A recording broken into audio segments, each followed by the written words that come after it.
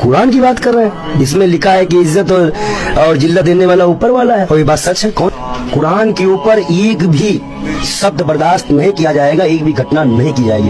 ये और सभी नेताओं को हालैंड और स्वीडन का विरोध करना चाहिए, पर मुसलमान पठान में पागल हो चुके हैं, इसलिए जालिम बादशाह बैठा है। कुरान में लिखा है जब मुसलमान दीन इस्लाम से दूर हो जाएगा तो जालिम बादशाह बैठेगा, और नहीं बैठा हो तो बता दो। एक पंडित हो के आप कुरान पढ़ रहे हैं और मुसलमान कुरान का तर्जुमा तक नहीं कर पा रहे हैं। तभी तो जाबे कहर नाजिल है। मुझे कल मालूम चला, मेरा खून खौल गया, रो दिया मैं, तड़प गया मैं। मुसलमानों को शर्म नहीं है भाई, इसलिए तो उनकी ये हालत है। जवाब तुमको यहाँ नहीं देना है, जवाब तुमको ऊपर अल्लाह की बारगाह में देना है अपने।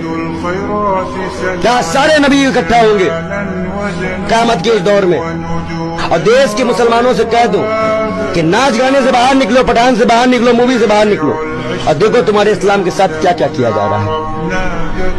वो क़यामत के दिन तक कभी सुकून से नहीं सोएगा। स्वीडन और हालैंड का हाल ही में देखिएगा क्या अंजाम होने वाला है, वो आप खुद देख लेंगे। आज भी हमारे मुसलमान अगर अब न जागे तो इनका इससे बुरा हाल होने वाला है, ये नोट कर ले।